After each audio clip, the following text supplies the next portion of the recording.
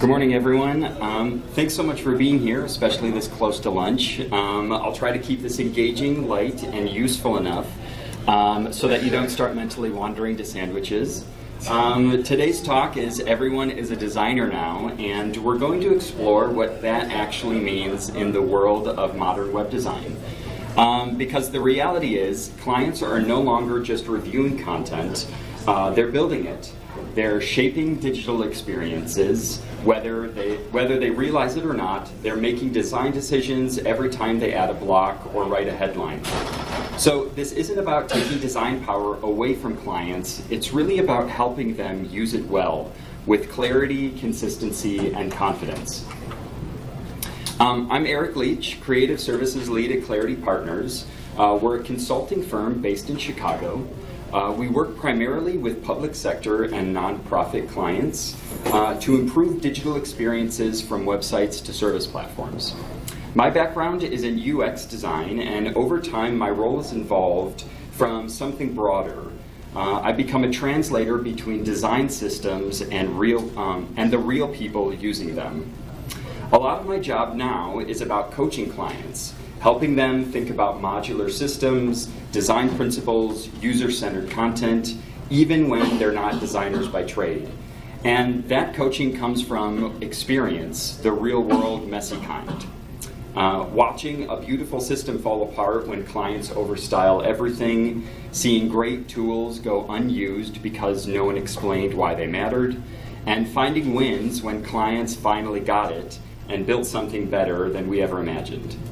This talk is built on those lessons and how we help clients succeed, not just at launch, but long after we've gone. So why this talk? Because the role of the client is changing. With platforms like Drupal and Site Studio, clients have more control than ever. They're no longer just content editors, they're co-creators of user experience. And while that's empowering, it can also be overwhelming. The success of a modern website doesn't hinge on the homepage design anymore. It hinges on how well the system gets used after launch. And that means our job as designers and developers is evolving too.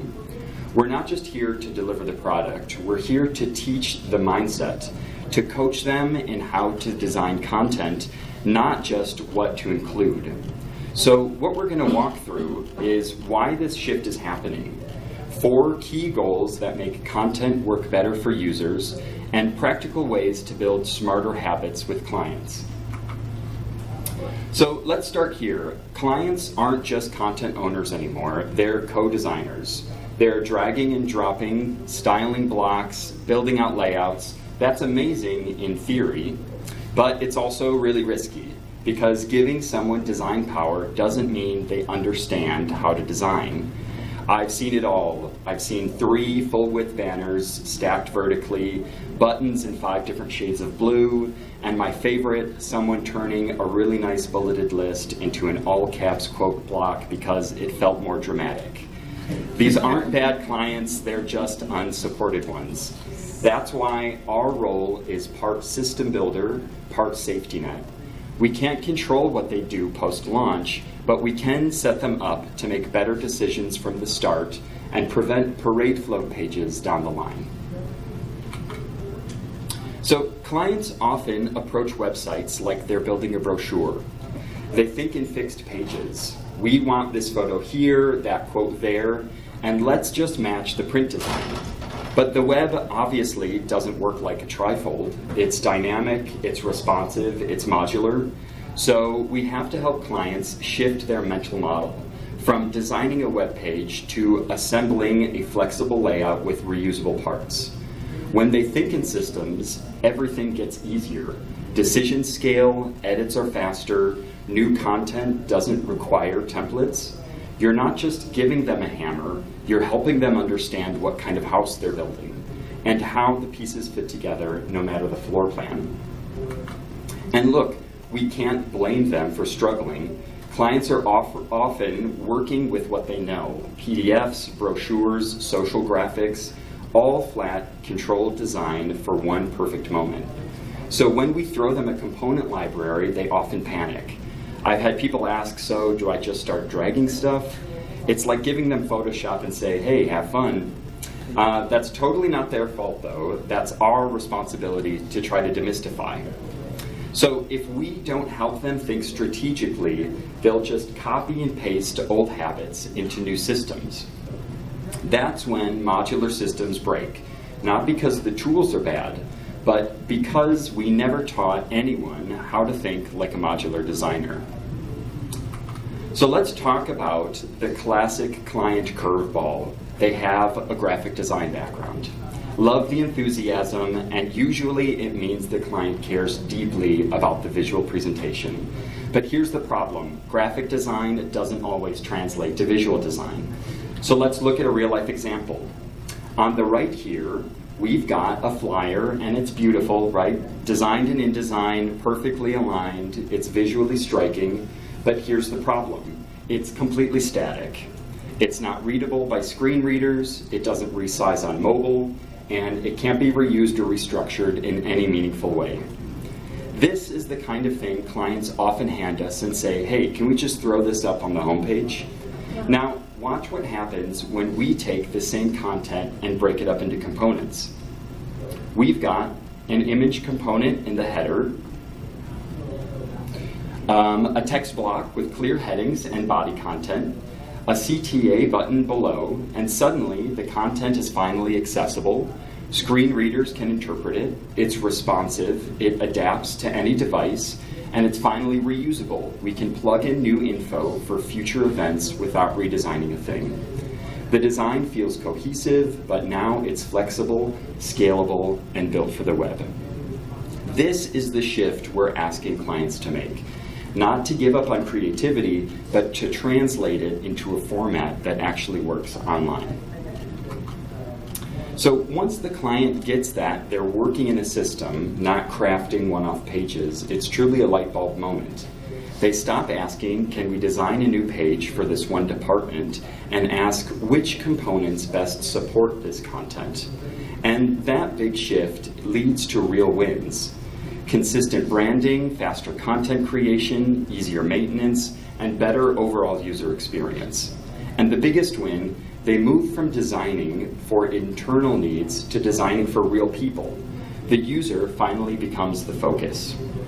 That's when the system stops being a constraint and starts becoming a strategy. So let's give them a strategy. When clients are building with blocks, what makes one page succeed and one fall flat? We introduce 4 key goals that guide everything: responsiveness, reusability, scannability, and accessibility. And now these aren't optional, they're really the foundation.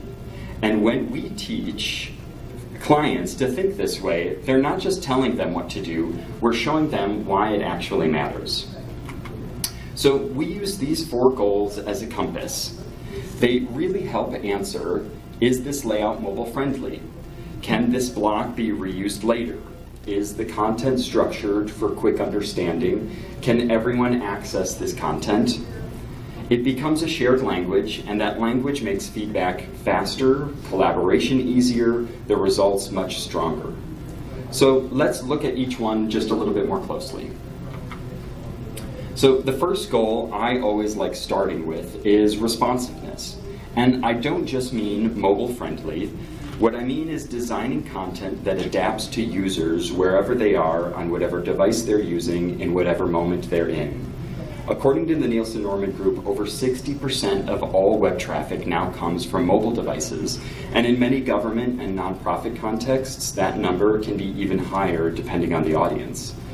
A lot of clients still think responsiveness just means shrinking things down to fit in smaller screens. But the real value comes when we reorganize content so the most important pieces rise to the top, stack clearly, and stay usable across screen sizes. So instead of cramming everything into one perfect desktop layout, we ask, what does a mobile user need first? What can be collapsed or rearranged? How do we make this content flexible and not fragile? When we build with responsiveness in mind, the site stays clear, accessible, and functional, whether someone's browsing on a giant monitor or thumbing through it on a bus at 6 a.m. And it's not just about convenience, it's critical. According to a study by Google, 80% of users will leave a site that isn't mobile friendly. That's a huge risk, especially for public sector websites where users often need quick access to essential services on the go. Responsiveness isn't just a nice to have, it's honestly a baseline expectation. So let's look at an example. On desktop, we've got a large header on the top, a short paragraph intro, a few text fields, maybe contact info or key points, and a big hero image at the bottom spanning the full width of the page. So it feels balanced, it's clean, it's hierarchical, but here's what happens on mobile. The large header still takes up a lot of space. The intro paragraph now appears further down the scroll. The text fields break up into narrow stacks. And that hero image, it's now the last thing they see, or worse, it could be the first, placed visually low, but could be coded high. In some mobile experiences, the hero image might even appear first, pushing critical information down the screen where users might never even find it. That's why we like to teach clients to look more than just how the layout shrinks. We ask, what's the first thing someone's going to see on that mobile screen? What's the main action we want them to take? And can we reorder the components to bring value to that top? Because if we design only for the desktop, we're designing for the minority. Responsiveness is about sequencing, not just scaling. It's about anticipating how users will actually experience the content and making sure that experience still works when everything stacks. The second goal is reusability. And I'll be honest, this is where I see most resistance from clients. The word reuse often triggers a reaction like, but we don't want our pages to all look the same, or we want this section to feel special because it's really important. And I get it. Clients want to show uniqueness, but when everything is unique, nothing is usable at scale. What clients often miss is that reusability isn't about being boring, it's about being strategic. It's what makes content scalable, manageable, and sustainable, especially on large sites with multiple teams updating content over time. Think of your site like a book. Reusability is what keeps every chapter from using a different typeface, page size, or table of contents. You expect structure so the story can really shine. From the user perspective, this matters a lot. Familiar layouts create predictable navigation. Predictability builds confidence and trust. Users complete tasks faster with less frustration. So from the client side, reuse has major benefits. There's less redesign time, less back and forth with developers, fewer errors and inconsistencies, easier handoff between team members. I really like to say the creativity lives in the content and the consistency is what lives in the frame. You don't need a custom layout to make a message feel important. You need a clear system that supports great content without constantly reinventing the wheel. And here's the real bonus. When clients embrace reuse, they start moving faster. They go from asking, can we design a new template for this, to saying, hey, let's reuse that card grid and pair it with the CTA block. That worked really well last time. That's when the system starts to work for them and not against them. The third goal is scannability, and scannability is how we design for reality.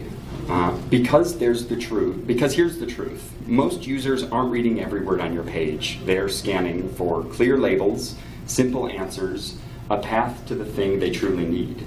And for public sector websites, that clarity is even more critical. The recommended reading level for government content is often 5th to 6th grade, especially when serving the general public. But here's the good news, we don't have to oversimplify the message. We just need to structure it better. Scannability directly supports lower reading levels by breaking content into smaller, more understandable chunks.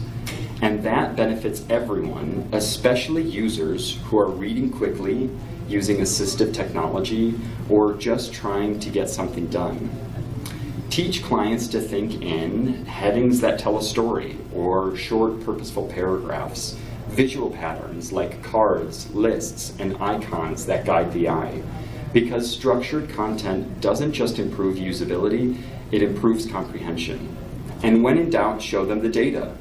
Reading level checks are built into most writing tools, and sites that aim for 5th to 6th grade comprehension consistently perform better, especially when content is scannable.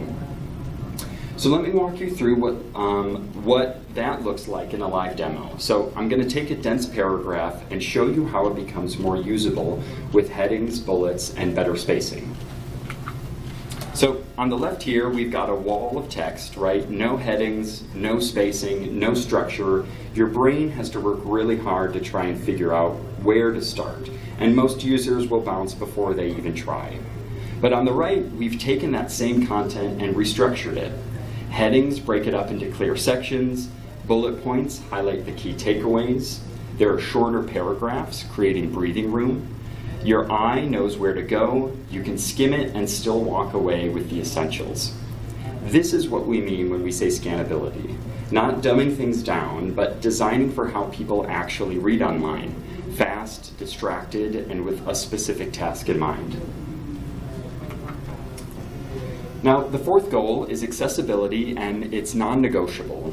While it's often treated as a legal checkbox, it's actually one of the most important aspects of good design. I like to reframe it like this. Accessibility isn't about compliance anymore, it's about inclusion. It's about making sure everyone can engage with your content regardless of ability, device, environment, or context. According to the CDC, 1 in 4 adults in the US now lives with a disability, and that's not a niche group, that's your audience. And here's the thing, accessibility doesn't just keep those users, or doesn't help those users, it improves the experience for everyone. Clear heading structures help screen reader users, and also people skimming on a phone. Alt text supports blind users, but it also boosts SEO. Larger buttons help users with motor impairments and also people tapping with their thumb on a moving train. So when we talk to clients about accessibility, we're not asking them to just tack something on. We're asking them to make their content work better for the real world, for real people. And to support that shift, we give them tools, right? So because accessibility isn't a goal, it's a practice. Here are a few practical things we provided to make it easier. Color contrast checkers to ensure that text is readable against backgrounds. Heading structure examples to show how to organize content semantically, not just visually. Real-world alt text examples, not just describe the image, but what's the purpose of the image. We also make accessibility part of the component system itself, not something bolted on at the end, but built in from the very beginning. Because when accessibility is baked into the tools, it becomes second nature, not just an afterthought. So the real power of these goals is application. Instead of saying, this layout doesn't work, you say, this layout now sacrifices scannability and reusability. It turns opinions into shared criteria. It also empowers clients to self-check. Does this page work on mobile? Can this block be reused? Is this accessible to everyone? That's how you create this lasting impact. You're not just giving them a site, you're giving them a framework for making decisions. Now let's talk about how this plays out. When you hand a client a set of building blocks, like a hero, grid, quote, CTA, the possibilities really now start to open up. They stop asking for custom layouts and start solving problems with structure. That's the magic. When they begin thinking modularly, they stop getting bogged down by what's next and start focusing on the big picture, how to achieve the most effective results with the tools they already have. And this change in mindset doesn't just make things faster, it makes them smarter. Clients start to look at their content through the lens of what's truly needed, not what looks impressive at first glance. The focus shifts from showy design to functionality and ease of use. And here's where it gets interesting. When clients understand how to use these building blocks, they feel more empowered. They aren't just stuck thinking in terms of pages or layouts anymore. They start thinking about user journeys and content flow. That's when you know that the mindset has taken hold. We give them tools, but more importantly, we teach them how to assemble those tools with intent and clarity. This isn't just about offering that flexibility, it's about showing clients how to apply that flexibility in a way that's both creative and efficient. I've seen clients use this approach to dramatically reduce their workload. For example, one client was able to build an entire section of their website in half the time simply by reusing components. Instead of feeling overwhelmed by constant design decisions, they could focus on what really mattered, crafting that message and content. That's what modular thinking does. It frees up their creative energy for what really matters. So how do we teach design thinking, or modular thinking? It starts early. Don't wait for that post-launch training. Embed this thinking into wireframes, planning documents, and early demos. When clients see modular thinking in action from day one, they're more likely to internalize it as part of the creative process. So use visuals, lots of visuals. A one-pager showing 5 sample layouts is worth 1,000 style guides. It's not just about telling clients what they could do, it's about showing them what's possible. Let them see how flexible the system is. Let them feel empowered by it. Provide templates, content worksheets that walk through what a headline is, the CTA, the purpose, the audience. These aren't just time-saving tools, they're confidence builders. By offering these resources, you set clients up for success and give them the foundation to build great content within a structured system. And finally, create internal champions. Train 1 or 2 power users deeply. Let them support the rest of the team.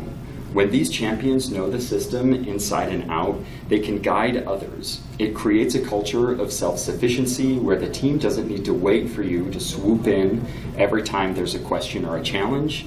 They're equipped to handle it themselves, and that gives them a sense of ownership and pride in the system. It's not about perfection, it's about building confidence. When clients feel confident, they can push their own limits, experiment, and create great content without fear of messing things up. I've seen this approach take clients from feeling uncertain and hesitant about the system to confidently creating entire sections of their website on their own. Once they understood how the system worked, they didn't just use it, they became advocates for it, sharing tips and best practices with their colleagues. So the client's role has evolved, and so has ours. We're no longer just creators, we're educators. We teach clients how to use systems effectively and make informed decisions. We're system designers. We build flexible structures that let clients easily create and manage content. We're coaches. We guide clients through the process, helping them build confidence and offering constructive feedback. And honestly, we're therapists occasionally. Sometimes we play the role of calming anxieties and reassuring clients that making mistakes along the way is totally okay. The learning process isn't always smooth, but it's totally a part of the journey. As designers, we need to understand that our role doesn't stop at launch. We set the tone for how design lives after the project is complete. The goal isn't just to deliver a beautiful website, it's to ensure that the client can maintain, update, and grow that website long after we've moved on to other projects. The more we build that support into the process, whether it's through training, documentation, or check-ins, the longer our work lasts. We're not just creating a product, we're creating a legacy of design thinking that stays with the client, helping them build smarter, more effective websites over time. And it's important to remember that our job isn't to do everything for the client, it's to empower them to do it themselves. That means creating resources, offering guidance, and when needed, stepping back and letting them take charge. Our success is measured by how well they can continue to build on their own. So here's the meta part. This talk, this very presentation, was built using that same system I'm advocating.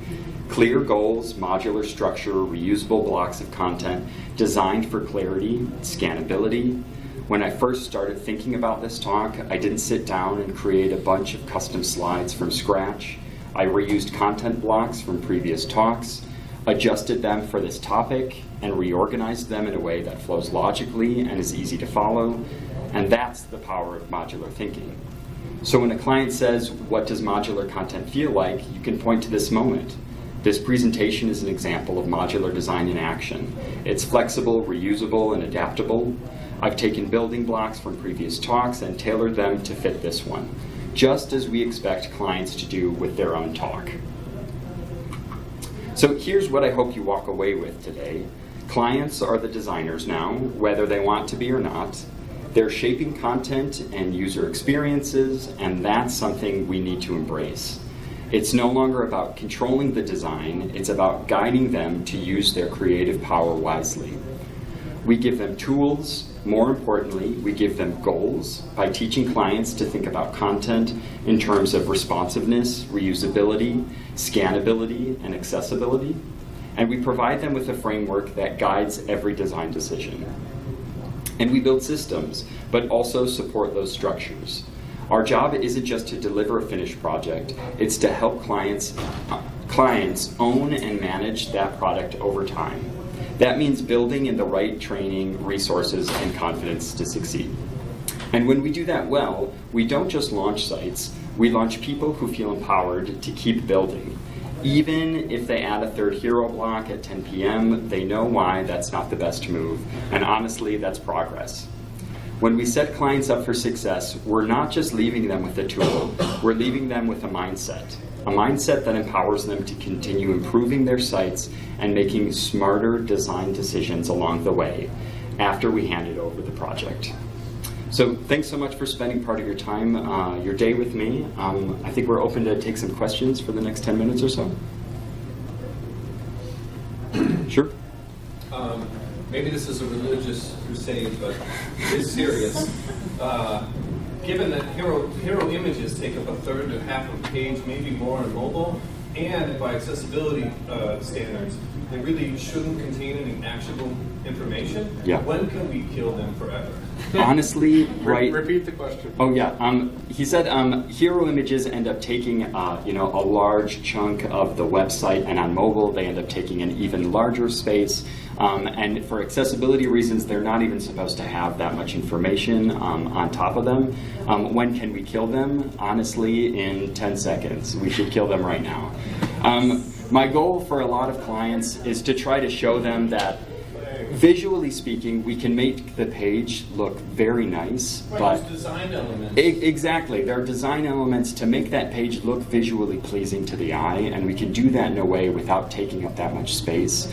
I try to use as much data as possible. There is so much research that goes into, users these days do not care about that. They go right past it and look directly for the information they need.